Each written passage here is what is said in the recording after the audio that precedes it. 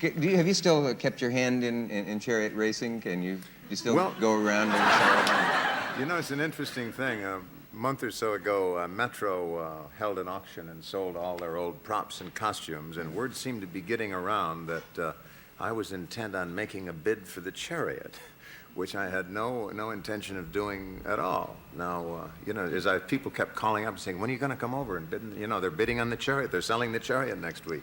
And I said, what am I going to do with the Chariot? You know, there's not even any of the fellas around her. There's not even any minor leagues, you know. And it's so hard to get them repaired these days. That's true. Yeah.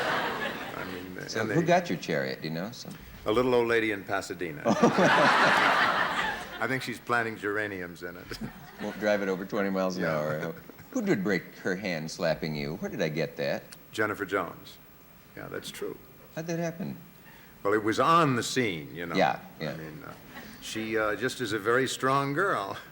She hit me as hard as I've ever been hit, I think, practically. You didn't let her get away with that. I don't know how hard Bowie Kuhn can hit. Were you furious? Did you deck her? No, I backed up. I figured she might swing with the other hand. But actually, the film shows quite frequently on the Late Late Show these days. It's a picture called Ruby Gentry. Oh, and through about 4/5 of the movie, you'll notice she suddenly starts wearing a lot of silver Mexican bracelets, and that was to conceal a very adroitly designed fine steel brace that went from about there up her wrist, and she has her whole, about 2.5 pounds. I'm glad she wasn't wearing those when she slapped me, or she would have killed me. And is the take that is in the movie, is that the slap? That's the one. That did the damage? Yeah, that was no acting at all. That was pure terror. Your face is a dangerous weapon. You've got to be careful about that. The nose was broken before she hit me, but... You can't blame her for that. No. Is that a broken nose? Yeah. That's a relic of my spectacularly unsuccessful career as a football player in high school. I went to high school, and like most American kids, I was all hepped on team sports. And I was about as tall as I am now in high school, but I think I only weighed about 165 pounds. And that's really not the ideal build for even high school football. And the nose was the first to go. Nose was the first to go. I broke my finger. Then I tried out for freshman ball at Northwestern, and they had a good team, and that was when Pappy Waldorf was coaching, and Otto Graham was a senior the year I was a freshman, and I very quickly realized that this was a terrible idea. So that was the end of my football career until a couple of years ago. I played a pro quarterback in a picture about the New Orleans Saints called Number One. It's much easier if you know how the games go. I cracked a rib in that. But Where else have you been hurt in the movies? Did you get hurt on Mount Sinai? I heard you went up Sinai barefoot. A couple of notices sometimes have smarted a bit, but... I mean, is it true that you went up Mount Sinai barefoot? Just the last 50 yards. Were there Coke bottle caps and things? Well, I asked Mr. DeMille not to add any sharp rocks, but I think he had an arrangement with somebody up there, and it worked out okay.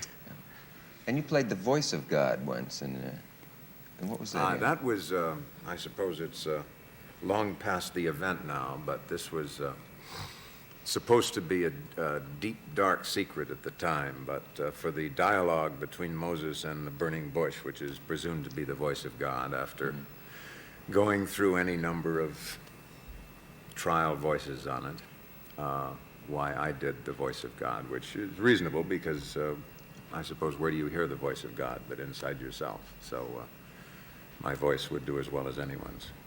Wasn't John Huston in that? No, you're thinking something else. Or am I thinking of the Ten he did it Commandments? marvelously. No, you're thinking in his own film, The Bible, in the which Bible. I That's think what it was, the best sequence was his sequence as Noah.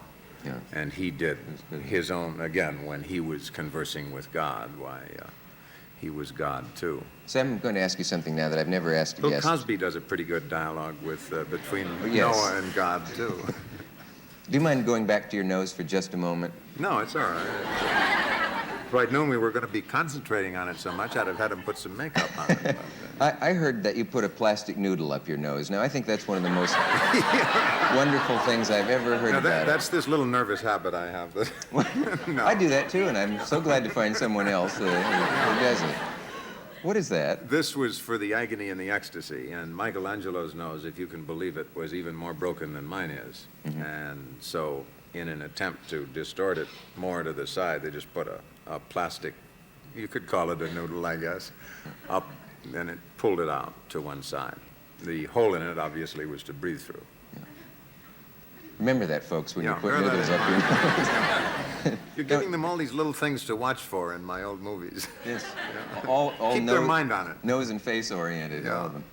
Was there ever any discussion, this just crossed my mind, when they made a movie, Michelangelo, whether to deal with his homosexuality or not in the film?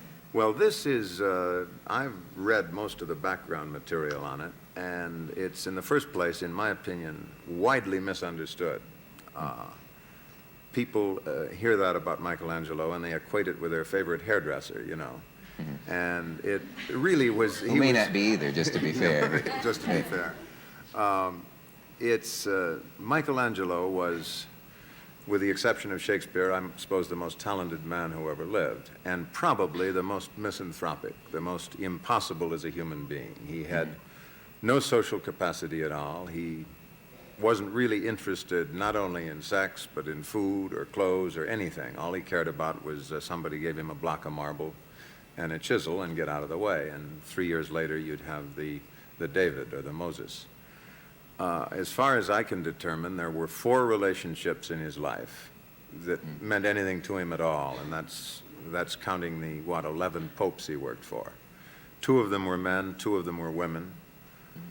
2 of them were almost certainly platonic, 2 of them were almost certainly sexual, in each one of each sex in each case.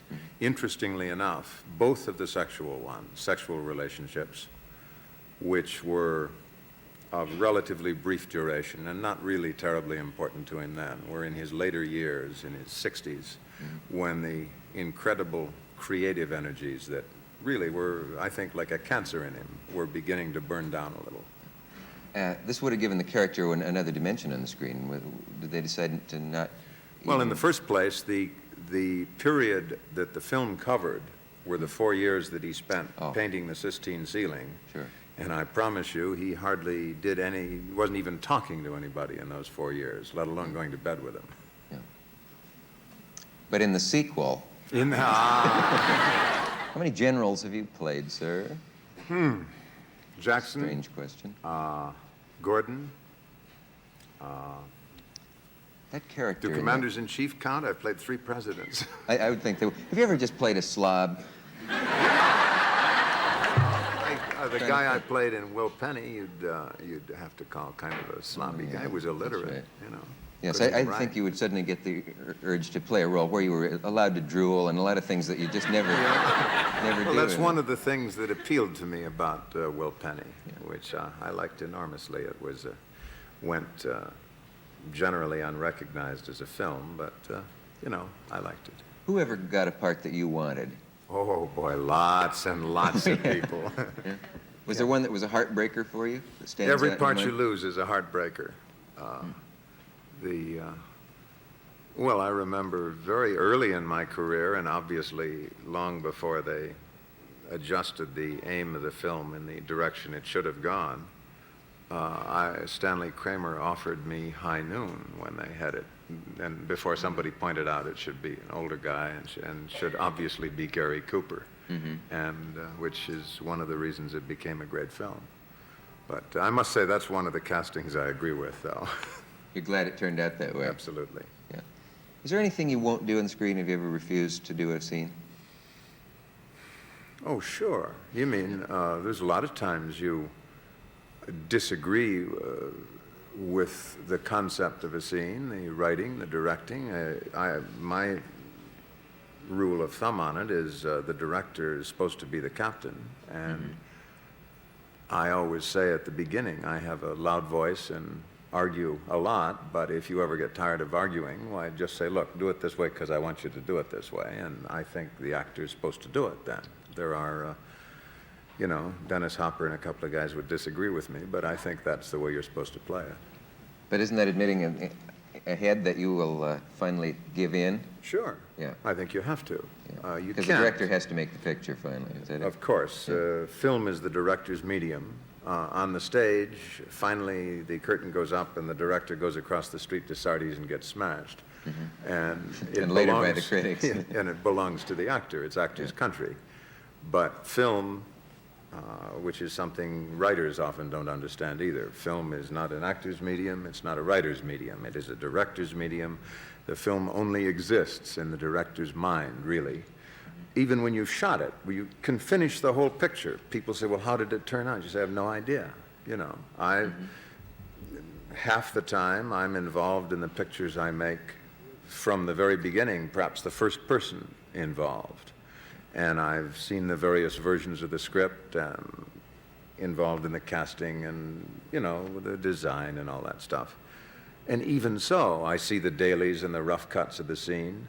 But the director and the editor and the producer are, mainly the director and the editor, are putting the picture together. And until that happens, the picture doesn't exist. What you've shot has only the most remote relationship to the finished film. You see a rough cut of a scene and you say, yeah, that's what we did. It looks like it's in there. This is something you come to realize painfully over the years, I think, that your performance, all you can be sure of, the notes you make for yourself after a scene, after looking at it the next day, the best you can ever say is it looks like it's in there. Now, whether it will cut together into the director's concept and whether the director's concept is going to work is something you can't tell, but you certainly can't second guess him on the set. So when you go to see the film, it can be a big surprise to you. It Oh, can just be a often. whole different mood, a whole different... Often, very much, yeah. That's the clearest I've ever heard anyone explain that. I know if you've ever sat and Gee, I watched wish I somebody remembered edit what I film- said. We'll get a transcript of this. But if you've ever seen a guy edit film and change scenes and put music in and credits, Actually, it's a I have miracle. no desire to direct because it's That's it's rare. a whole. It is. Well, people automatically imagine that actors want to direct. I don't think so. I've directed on the stage. It's a big nothing for me. But the closest, you know, the things that interest me in film, other than acting, are things that I can have some hand in anyway as it happens. Casting, the shape of a script, things like that.